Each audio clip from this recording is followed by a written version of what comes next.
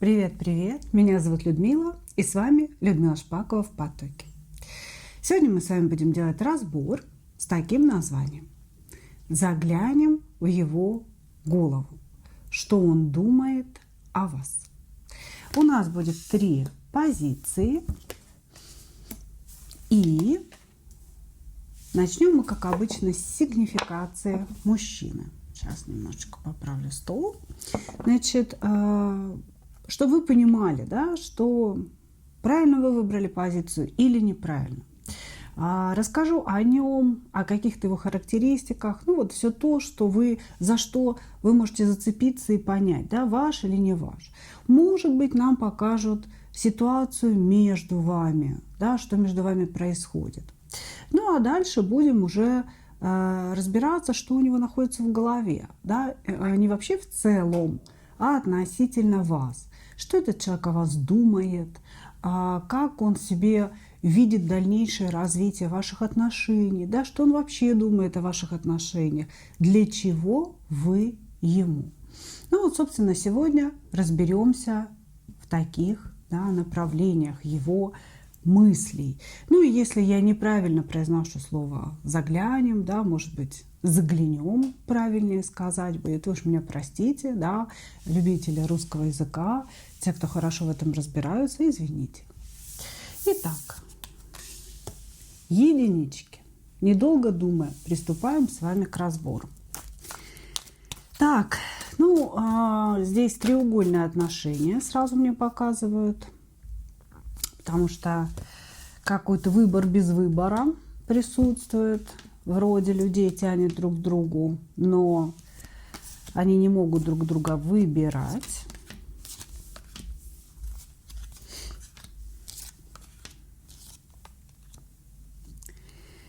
Значит, ваш мужчина загаданный.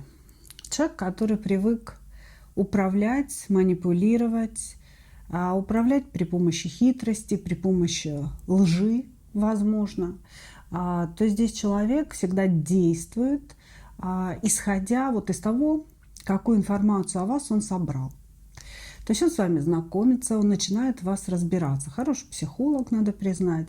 Вот, он начинает собирать так называемый анамнез, да, что вы из себя представляете. И после этого он уже начинает как бы пробивать какие-то свои интересы, ну, индивидуальными методами, назовем это так. Не гнушается приврать, не гнушается умолчать о какой-то правде или как-то, знаете, даже провернуть определенную схему влияния. Вот, то есть этот человек хочет быть главным, он хочет всегда управлять отношениями и всегда это делает. Он не позволяет женщине взять над собой верх. Даже если вам кажется, что он мягкий, что он пошел на какие-то уступки, что он с вами согласился, это не так. Это значит, что человек в данный момент манипулирует мягкостью и такой, знаете, подстройкой под вас. Вот, значит, мужчина, который как будто бы ждет удачного случая, что ли, в своей жизни. Он живет какую-то, знаете, очень обычную жизнь, и ему кажется, что самое главное еще не произошло. Что вот-вот в его жизни случится что-то важное, что-то главное, и вот это будет его расцвет. Это при том, что возраст здесь не указан, да, молодой или зрелый человек. Любого возраста, может быть, просто как будто бы что-то ждет. Вот ждет, что ничего, сейчас я поживу в каком-то таком черновичке, да, а завтра наступит чистовик. Ну, это светлое завтра, оно никогда не наступает. Очень много врет человек, очень много обманывает. Врет иногда даже на тех вещах, да, на которых нельзя, собственно говоря, врать и клясться на каких-то вещах. Он может клясться своими детьми, мамой своей, да, здоровьем своим и при этом врать. То есть здесь человек прям какой-то, знаете, такой неутомимый лгун, по поводу, без повода, везде у него присутствует эта ложь. И всегда может себя оправдать, сказать, что я был вынужден солгать, да, меня заставили, меня вынудили вот что-то такое сделать. Ни от чего толком не получает удовольствия. Он какой-то такой, то ли сейчас у него такое состояние, знаете, грустного пингвина. Ну, вот это мне не нравится, вот то мне не нравится, и секса мне не хочется, и денег мне не хочется, и удовольствий никаких я не хочу. Что-то вот как-то мне грустненько. Понимаете? То есть у него может быть вот такое состояние. А в чем тут треугольник-то у нас показывают?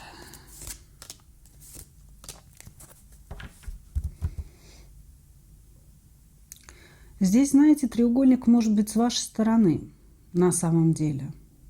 Вы более ресурсная, более, может быть, взрослая женщина. А мужчина здесь в такой, знаете, классической позиции жертвы. Когда что бы ни происходило, он не виноват, а все вокруг виноваты. Вот он постоянная такая жертва. А вы этому человеку могли в чем-то помогать, ну, то есть как состоялось ваше знакомство, или давать какую-то консультацию, или, может быть, помогли ему деньгами, или выбили для него какой-то кредит. То есть с вашей стороны здесь была какая-то помощь этому человеку, и, собственно говоря, чувствуется очень большая разница между вами, ощущение, что вы более устроены в этой жизни, и, скорее всего, вы замужем, да?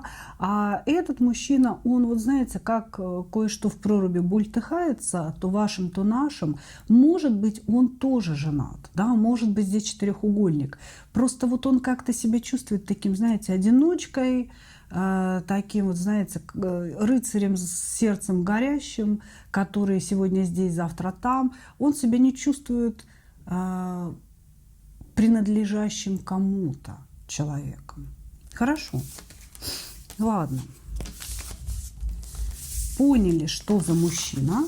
Если вы его опознали, да, двигаемся дальше. Давайте посмотрим, что этот человек вообще в целом о вас думает. Заглянем в его голову.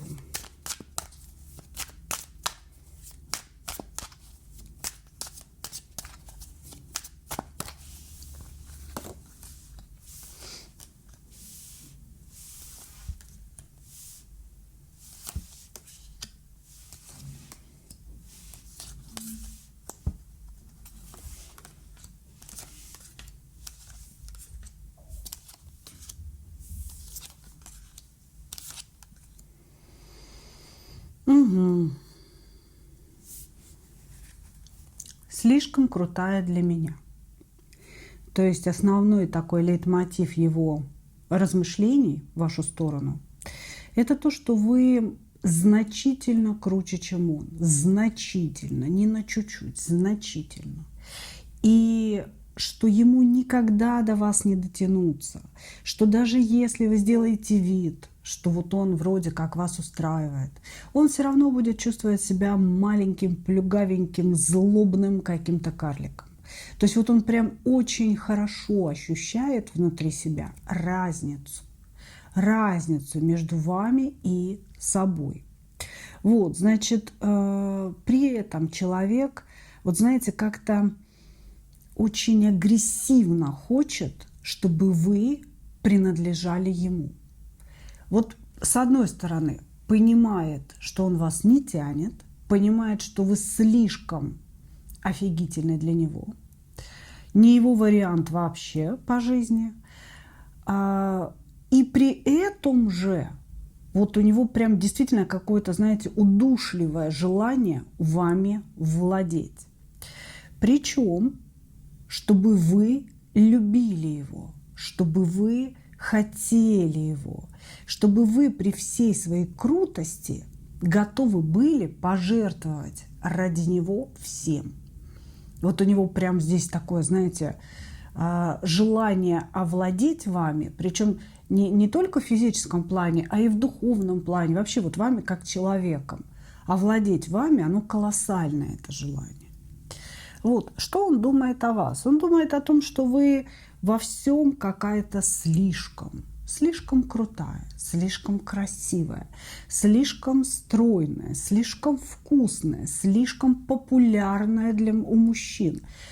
Тут, понимаете, человек где-то или видит, или знает, или да придумывает себе, да, историю того, что за вами толпа какая-то бежит, все машут белыми флагами, да, все сдаются, выбери меня, выбери меня. То есть здесь мужчина почему-то считает, что вы действительно очень популярны у мужского пола, и вы можете выбрать, можете не выбрать, сегодня один, завтра другой. Такая вот вы какая-то, знаете, переборчивая дама. Очень большая ревность. Ревность к вот этим всем, да, не к кому-то конкретному. И даже если вы здесь замужем, это не ревность к вашему мужу. Это ревность к каким-то вот этим гипотетическим поклонникам, которые за вами бегут. Желание заставить вас себя любить. Здесь во всем это. Она должна меня любить, она должна меня ждать, она должна меня просить, она должна за мной бежать, говорит он. При этом он очень хорошо понимает, что вы абсолютно чужие люди. Вы из разных каких-то слоев жизни, из разных интеллектуальных слоев. Ощущение, что вам не о чем поговорить друг с другом. Понимаете? И он вот понимает эту разницу. Но вы круче здесь во всем. То есть во всем круче, а его это бесит. То есть блин, ей со мной неинтересно, бесит меня. Блин, я ее не дотягиваю, я ее не тяну. Да, вот так вот можно сказать. Я ее не тяну. Как меня это бесит. То есть человек испытывает в вашу сторону очень большое количество агрессии за то, что вы такая классная и ему не принадлежите. А он на вашем фоне выглядит полнейшим чмом. Вот так. Хорошо. Забавный товарищ, конечно же. Давайте посмотрим, куда плывете, чего там, какие у него на вас планы, что он думает о ваших отношениях в целом.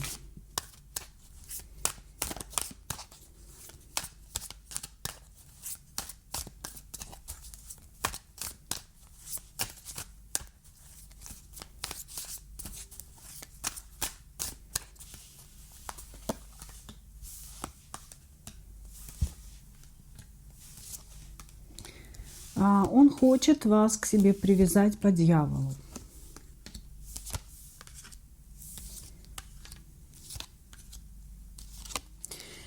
Понимаете, мужчина, которому нечего предложить, хочет, чтобы вы его выбрали. Чтобы вы его выбрали неосознанно. Да, вот как мы осознанно делаем выбор. Этот мужчина мне подходит. Да, он мне может предложить обеспечение какое-то, совместное движение по жизни, да, он ответственный, может помочь воспитывать детей, вообще хочет детей как таковых, да, то есть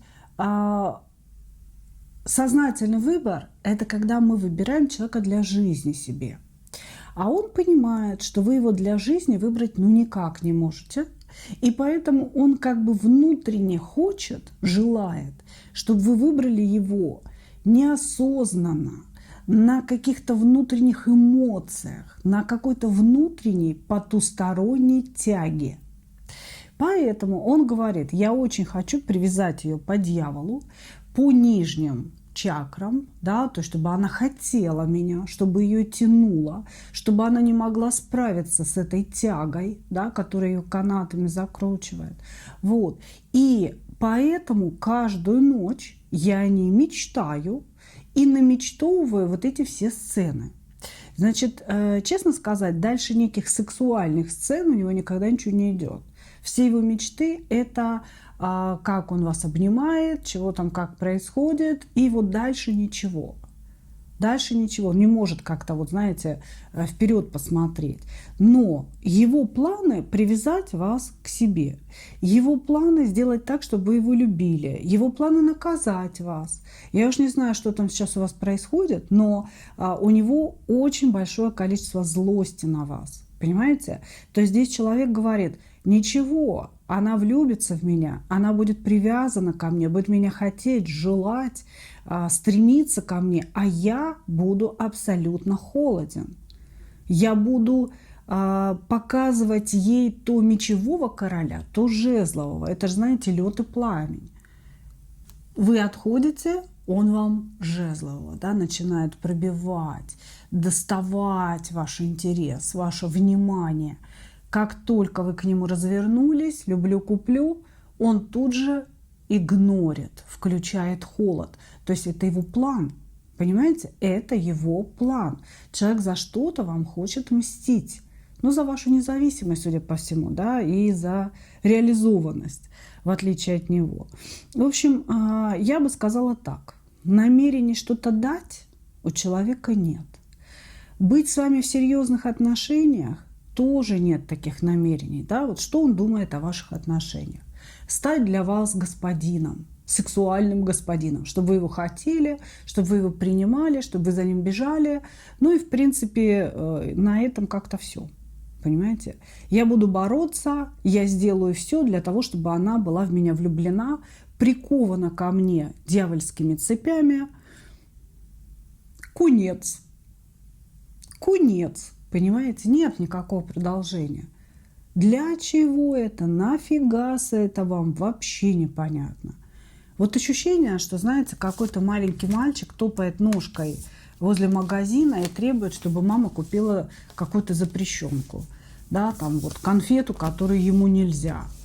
Вот я хочу, дайте мне эту конфету. Что ты с ней будешь делать? Да, может, я ее вообще как бы откусил и выкинул. Главное, купите. И вот у него такое отношение к вам, понимаете? Нет чего-то серьезного, какого-то анализа вашей личности, да, стремления что-то сделать для вас.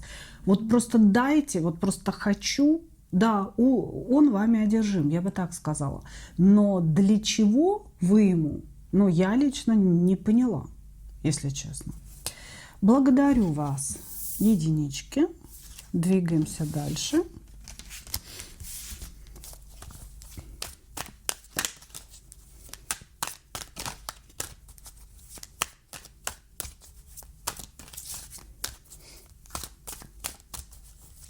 Двоечки.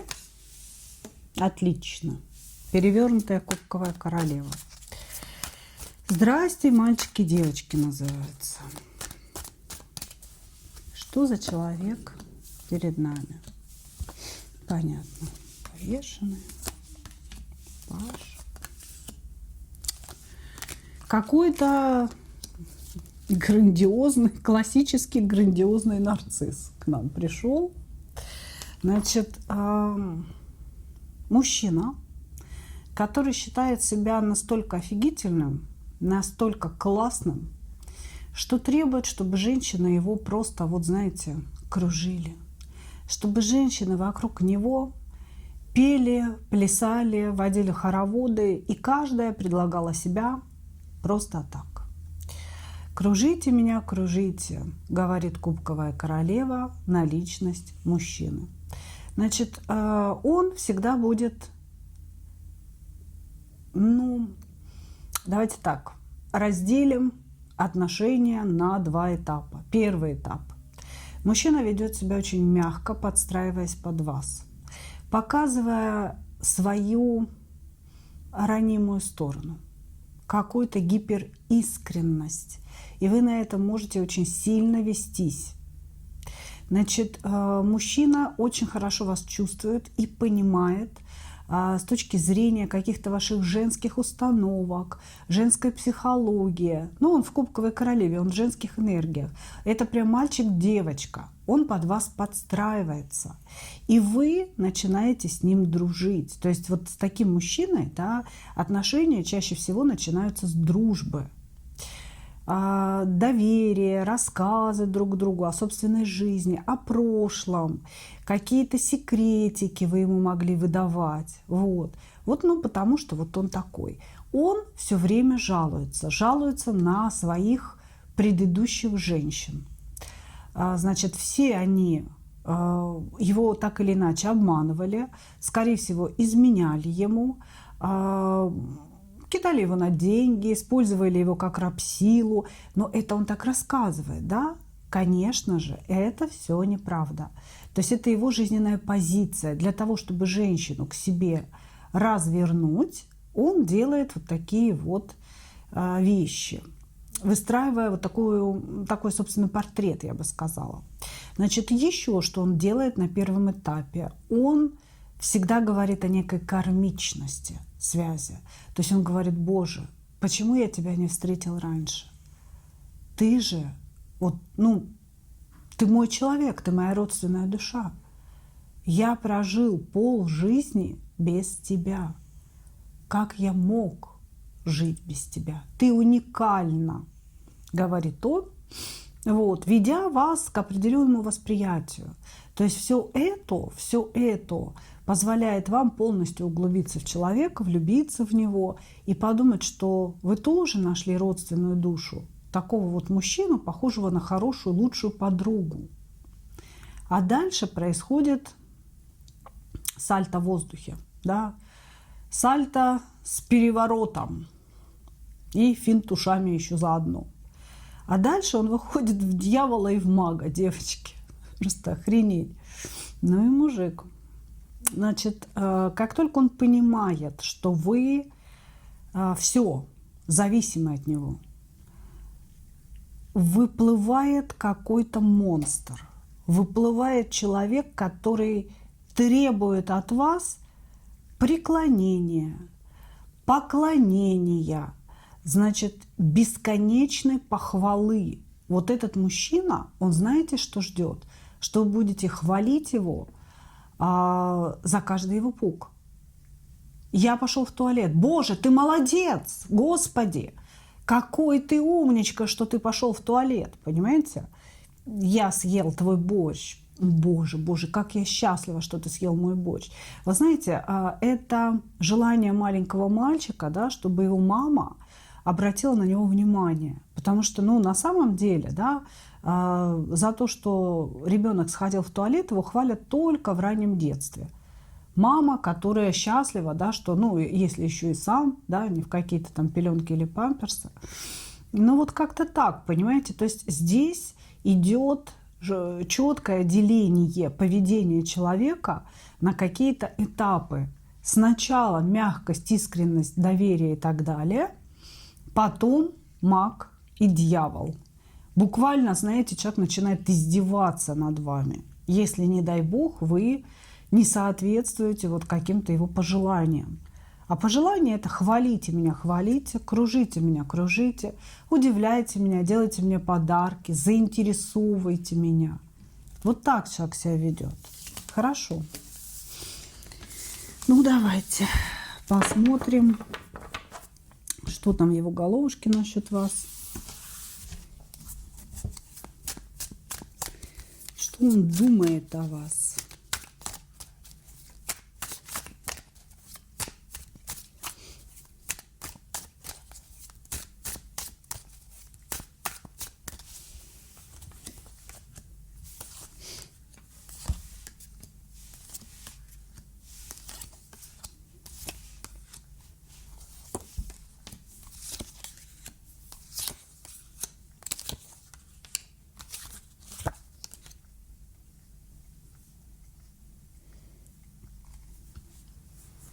Угу.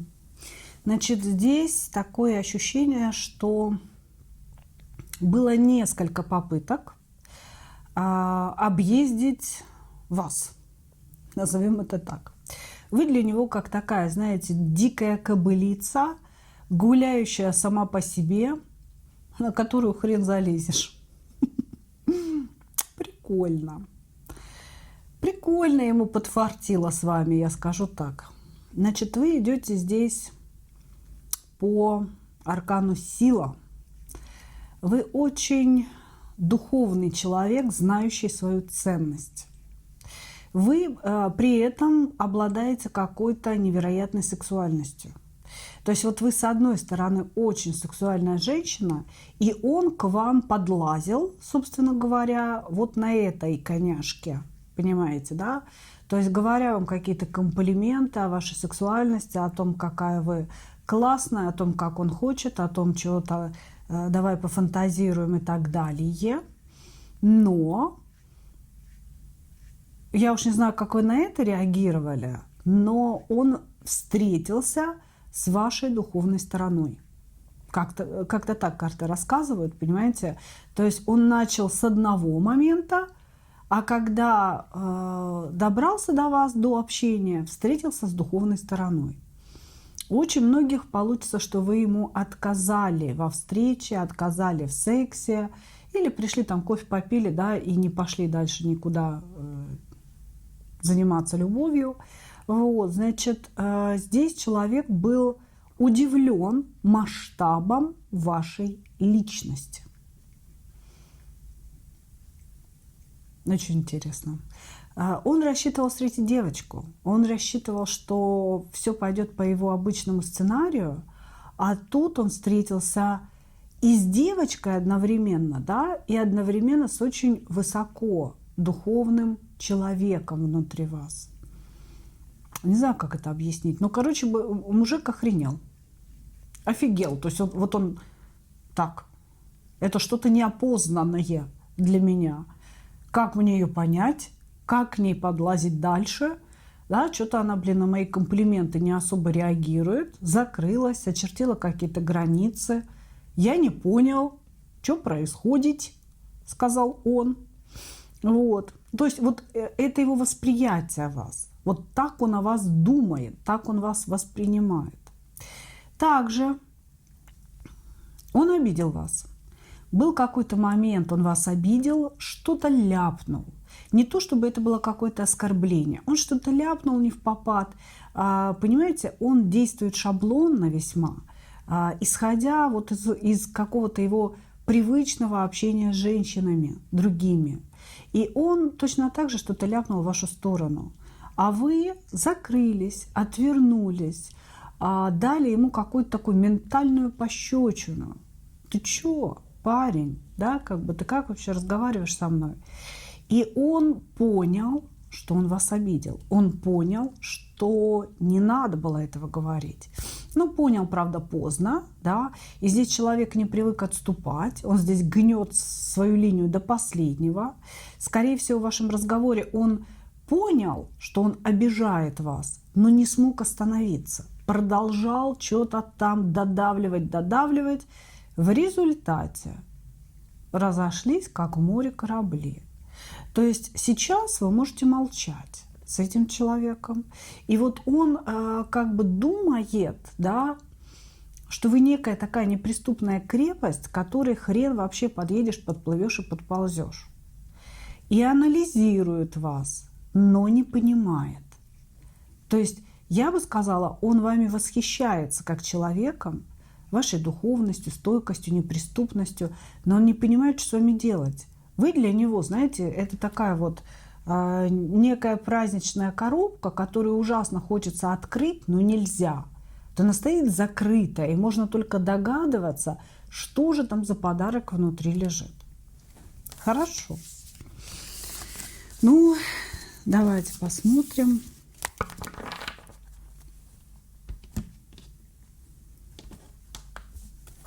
Что он думает о вас в целом?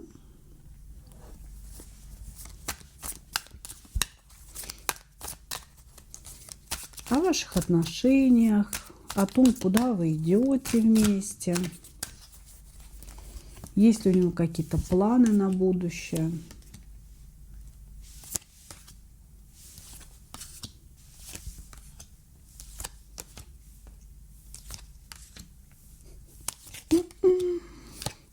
Поздравляю. Вы его сделали. Вы его сделали, потому что он говорит о том, что да блин, я чувствую себя каким-то абсосом. Дураком каким-то чувствую. Нарцисс чувствует себя дураком. Слушайте, прям победили вы его. У него были планы на вас, потому что здесь везде светит эта четверка жезлов. Да, четверка жезлов – это серьезные намерения, это желание какого-то серьезного совместного пути, это желание получить некий совместный результат жизни. Да, это карта урожая, карта получения жизненных благ. Но она везде перевернута, как будто бы он и хотел бы этих серьезных отношений с вами, но он их не получил. Это раз. И никогда не получит. Это два. То есть у него в голове есть мечта о том, как вы вместе, взявшись за руки, идете по берегу моря, мимо своего роскошного дома с панорамным остеклением, да, ну и как-то вот все в этом духе. Мы и любимы друг другом, и богатые, и счастливы, все у нас хорошо. Вот эта мечта у него есть, голубая, но он понимает, что реализовать ее никогда не получится. Вот, значит, что еще он думает в целом о ваших отношениях? В том, что вы какая-то непробиваемая, что вы всегда выбираете себя, плевать вы на него хотели с высокой колокольни, что вы вообще не переживаете долго о каких-то вещах. Не сидите на какой-то теме долго, понимаете? Вот. А еще он видит вас звезду, он говорит, у нее какие-то есть сверхспособности, при этом это может быть творчество или экстрасенсорика, ну вот что-то такое, что вас отличает от всех остальных. И он говорит, что она звезда, она вообще обо мне не думает, она движется своим путем. Звезда призвана освещать путь, да, и вот она освещает свой собственный путь без меня. Короче говоря, здесь такое восхищение вами, страх перед вами, и хотел бы что-то построить, да что-то у меня не получается построить, да, как бы планов как таковых нет, потому что здесь не от него это все зависит, понимаете? Вы человека удивили своим поведением и победили. Потому что он чувствует себя вот прям каким-то неудачником, абсосом, человеком, которого бортанули, человеком, которого не выбрали. Вот как-то так. Понимаете? Он у вас очень много думает, очень много фантазирует, но это не имеет никакого отношения к реальности, да, к тому, что что-то можно реально построить. Хотел бы серьезных отношений, да, хотел бы. Просто тут, понимаете, если вы поменяете свое поведение и свою позицию относительно этого человека, его поведение тоже поменяется. Он такой мягенький, он такой маленький, пушистенький, доверчивый, ровно до момента вашего «люблю». Как только вы говорите «люблю», как только вы сами пишете, сами звоните, все, здесь просыпается жесткий нарцисс и начинается давление. Вот. Просто вы ему не дались, вот как бы пока так, пока он в мечтаниях, пока он в своей кубковой королеве. Благодарю вас, двоечки. Двигаемся дальше. Позиция номер 3. А что у нас сегодня как-то все то ли не общаются, то ли чего. Здесь вообще какие-то блокировки в общении. То ли ваши, то ли его блокировки.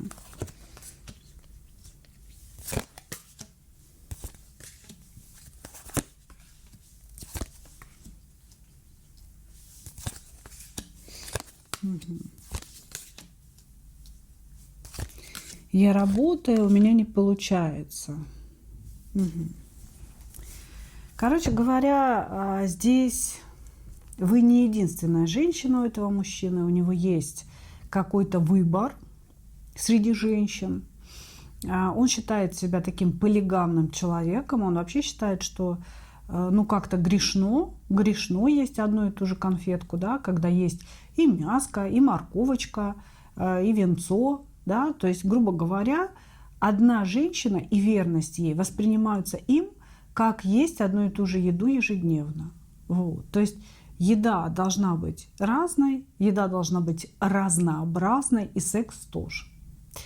Далее, да, вы, кстати, можете смотреть на своего бывшего мужа. То есть здесь идут такие серьезные кармические арканы, которые могли соединить вас как мужа и жену. Вот, значит, или бывший муж, или нынешний муж, с которым вы там живете отдельно, или думаете о том, чтобы развестись. Вот, значит, потому что это ваш кармический партнер, через него вам нужно пройти к осознанию себя, к своей ценности собственной. И это может быть действительно муж. То есть вы что-то должны с ним пережить, пройти вместе. Вот, значит, здесь мужчина не знает, кто он вообще. Такое ощущение, что лет ему уже немало, а он ничего не имеет. То есть, если это ваш, допустим, бывший муж, вы могли его выгнать из дома. Может быть, там жилье ваше, да, собственно говоря.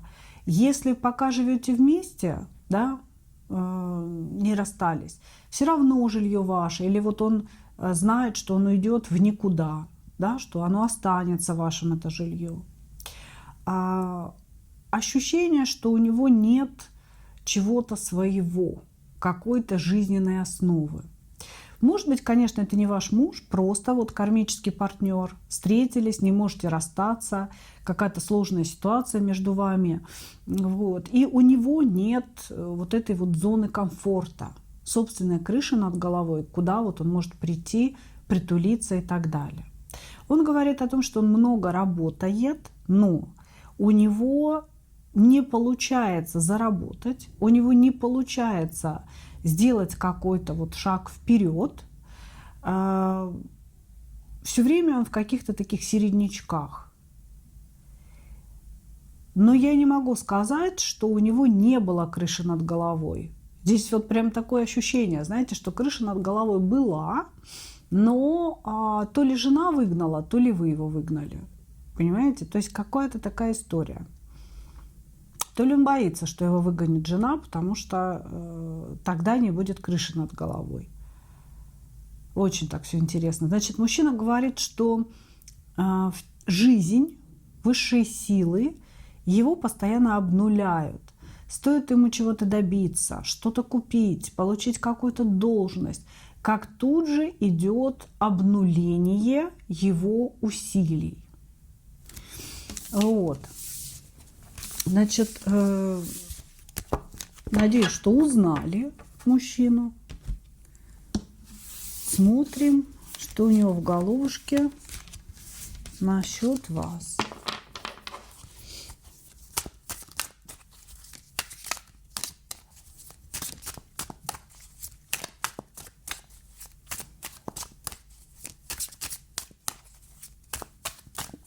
Что у него в головушке насчет вас?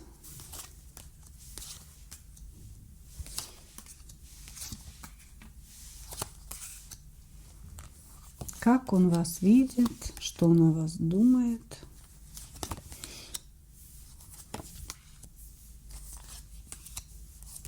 Угу. Так. Очень сложно мне читать слово «любовь», да, когда мужчина считает себя полигамным. Мне не совсем это понятно, как женщине, прежде всего. Выглядит это следующим образом. Человек утверждает, что он вас любит. Утверждает, что вы сожрали его сердце. Что вы вообще госпожа его сердца. Понимаете? Но при этом он говорит, что ничего вам не должен и не должен быть верным. Это странная позиция, правда? То есть он считает в своей голове, думая о вас, что вы его любовь, что вы его карма, что он никуда от вас не денется. Здесь опять страшный суд у нас выходит. Вот, что он никуда от вас не денется, что вы живете в его голове, в его сердце, вообще во всех других местах, и вы там вот госпожа, вы там королева в его сердце. Но это не значит, что он не может быть, не может состоять в связи с другими женщинами. Он как будто бы, знаете, говорит: да другие, это же все так разово, Господи, просто удовлетворить сексуальный посыл. Все. А ты это самое важное. Как-то так, понимаете? Думает ли он о вас? Да, с утра до вечера, 24/7. Здесь постоянные мысли о вас, постоянные фантазии о вас, постоянные сексуальные фантазии о вас. А человек вот буквально, знаете, у него какое-то интересное, знаете, воображение. А у меня сейчас прям картинка всплыла из его головы. Я сейчас вам расскажу. Вот вы идете, допустим, в какой-то одежде, например, в юбке. Для него важно, чтобы вы были в юбке. И он в этот момент то ли думает, то ли фантазирует, то ли он вообще это все придумывает себе в голове. Думает о том, что вы в юбке без трусиков идете. То есть у него все мечты о вас, они эротические, а это все связано с сексом. И вот какое-то такое все. Может, он вам даже говорил об этом. Если вот было такое, напишите, почему мне пришла эта картинка странная. Понимаете? Что вот он думает о том, что есть на вас или нет белье. Вот. Значит, думает постоянно, фантазирует постоянно, ревнует вас. Вы для него очень серьезный человек. То есть вы очень важный человек для него. Он говорит: я люблю ее, мне от нее больно. Больно от того, что мы не понимаем друг друга. Больно от того, что там сейчас молчим. Что, может быть, он заблокирован вами. И ему от этого больно. Но он говорит: ну я-то ее люблю. Но как бы это не отменяет того, что я буду спать с другими женщинами. Ну так. Называется, относитесь к этому как хотите. Хорошо. Что он думает о ваших отношениях, о вашем будущем?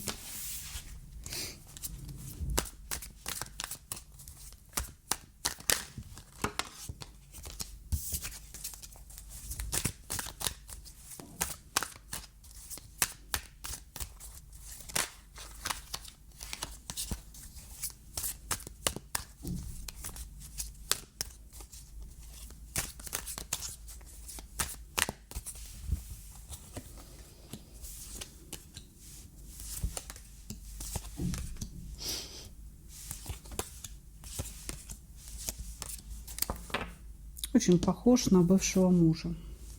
Прям.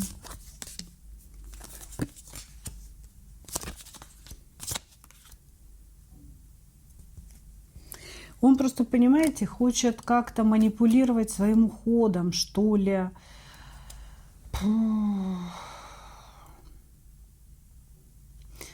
Понимаете,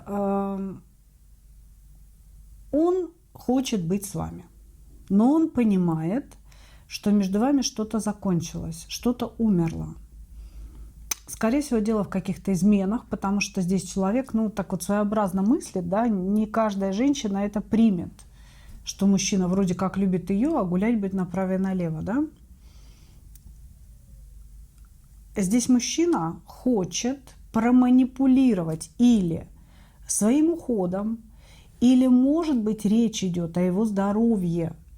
Вы знаете, позвонить вам или попросить знакомых, чтобы они позвонили, да, и сказали, что он там при смерти где-то по башне. То есть, что вот он лежит где-то в больнице, ему делают операцию, отвалился хвост, у него там сердечный приступ. Вот, знаете, здесь есть в его мыслях какая-то манипуляция для того, чтобы активировать ваше внимание в свою сторону. Потому что вы находитесь в двойке мечей. Это или блокировки, или молчанки, или очень давно вообще не общались, да нет общения, а он страдает без вас. Ему хочется вас зацепить на какую-то удочку, понимаете? И здесь есть мысли о том, вот как-то проманипулировать некой трагической ситуацией. Или, если, допустим, это муж, сказать о том, что все, я ухожу, да, и вот будь что будет, я ухожу на улицу, я буду в подворотне жить, вот какая-то такая манипуляция.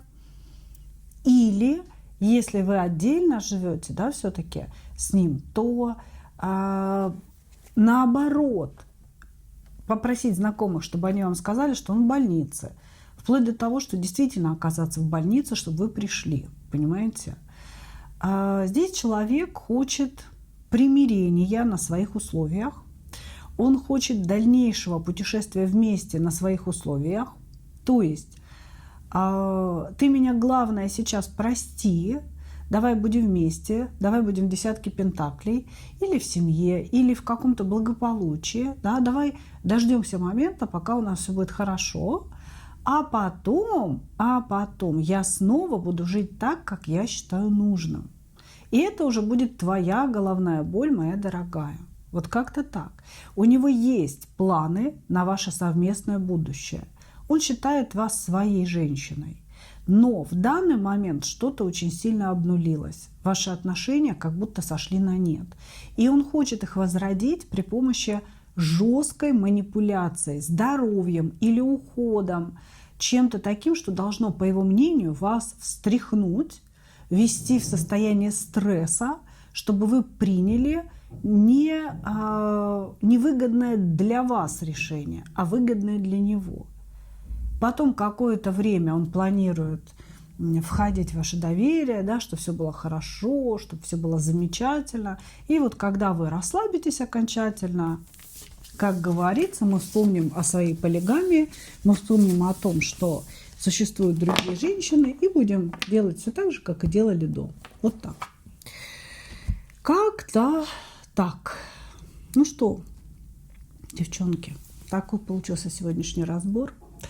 Благодарю вас, мои дорогие, за внимание. И, как обычно, хочу пожелать вам только одного.